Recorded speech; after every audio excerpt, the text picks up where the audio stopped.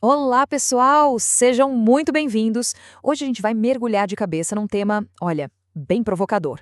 Vamos analisar juntos os principais argumentos de um livro acadêmico lá de 1998 chamado Sexually Aggressive Women. E olha, o livro já chega, sabe, chutando a porta. Ele vai direto contra uma daquelas ideias que a gente ouve desde sempre, bem enraizada na nossa cultura, sobre a dinâmica sexual. Sabe aquela história de que a iniciativa é sempre do homem? Pois é, o livro questiona exatamente isso. Esse livro foi publicado pela The Guilford Press e o título em português seria algo como Mulheres Sexualmente Agressivas. O grande objetivo dele era justamente jogar uma luz num campo de pesquisa que era pequeno, mas super importante e que, desde o comecinho, já era cercado de muita polêmica. Então, bora lá entender essa estrutura. Primeiro a gente vai ver como o livro desafia um estereótipo antigo. Depois, vamos entender por que esse é um fenômeno tão pouco estudado e polêmico. Na sequência, os motivos e as táticas envolvidas. Aí, a gente entra num debate interno do próprio livro, comparando diferentes experiências, para fechar com as novas linhas de investigação que ele propõe. Então, para começar, o primeiro passo da obra é justamente desmontar um roteiro cultural que já existe há muito tempo sobre como homens e mulheres devem se comportar na questão do sexo. Funciona assim, ó. De um lado, tá o estereótipo clássico, né?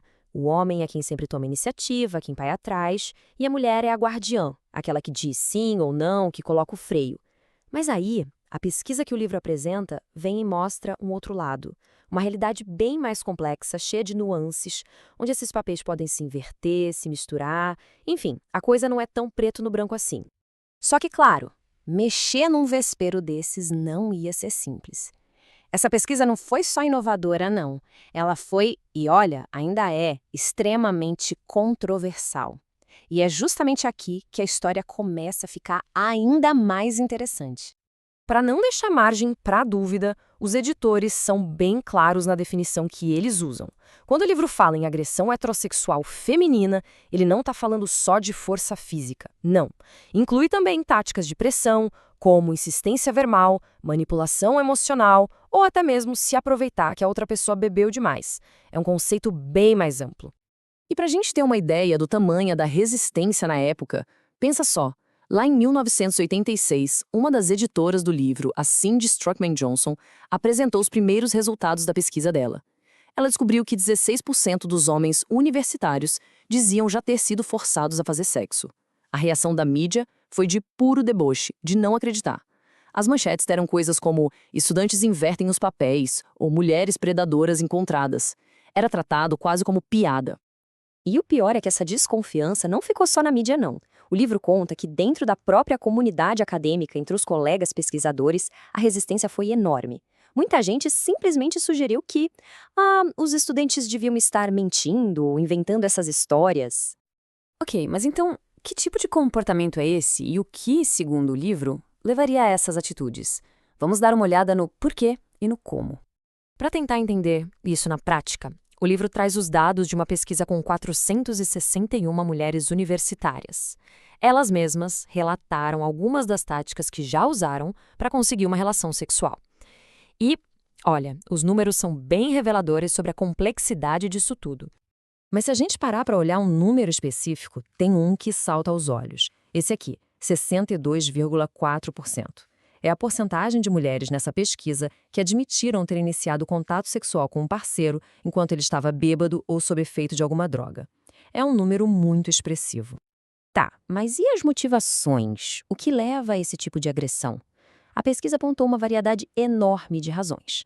Algumas mulheres relatavam que era uma forma de ganhar poder ou controle, outras usavam como uma forma de vingança ou para expressar a raiva. Tinha também quem fizesse para causar ciúmes em outra pessoa ou simplesmente por excitação sexual. E até mesmo como uma tentativa, talvez um pouco torta, de começar um relacionamento. Ou seja, não existe uma resposta única e simples. E aqui a gente chega numa parte que eu acho fundamental do livro. Ele não tenta vender uma verdade absoluta. Pelo contrário, a obra funciona quase como uma arena, colocando diferentes pesquisadores para debater como a gente deve interpretar esses dados. De um lado desse debate, a gente tem a visão das pesquisadoras Byers e O'Sullivan. A tese delas é a dos semelhantes, mas diferentes. Elas dizem que sim, tanto homens quanto mulheres podem sofrer coerção sexual, mas a experiência disso é diferente. Segundo elas, as mulheres costumam ter reações mais fortes e uma maior tendência a enxergar aquele ato como algo que foi coercitivo de propósito. Aí, em contrapartida, vem a pesquisadora Wendy Stock com uma análise feminista bem forte. Para ela, a conversa é outra. Ela argumenta que não dá para comparar as duas experiências. Por quê? Por causa de todo o contexto social, do desequilíbrio de poder histórico entre homens e mulheres. Na visão dela, a coerção sofrida por uma mulher e a sofrida por um homem simplesmente não são equivalentes, não estão no mesmo patamar de gravidade e impacto. E o mais legal é que os editores do livro colocaram essas duas visões, uma de frente para a outra, de propósito.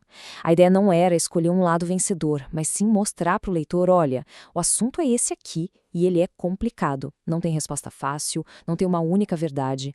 A realidade é cheia de camadas.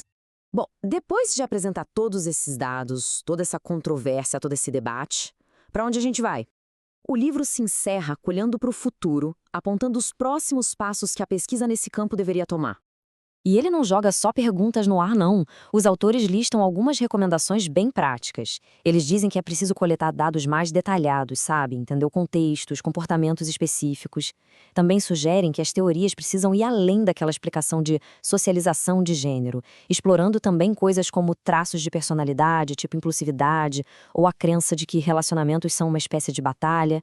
E um ponto muito importante, eles alertam que os pesquisadores precisam ter sensibilidade, muito cuidado, para que esses resultados não sejam usados de forma errada. No final das contas, o grande legado desse livro, a mensagem que fica, é a de abrir a porta para um campo de estudo que, sim, é controverso, é desconfortável, mas é necessário. A ideia é que a ciência não pode ter medo de tocar em assuntos difíceis. O objetivo é entender o comportamento humano, com toda a complexidade e até com as contradições que ele tem. E, para fechar, a obra nos deixa com essa reflexão no ar que eu acho que vale para todo mundo. Reconhecer que a agressão sexual é complexa, que ela pode acontecer de várias formas e independentemente de gênero, como isso muda a forma como a gente entende as relações humanas? É uma pergunta poderosa, né? Fica aí para a gente pensar. Pessoal, muito obrigada pela companhia nessa análise. A gente se vê na próxima.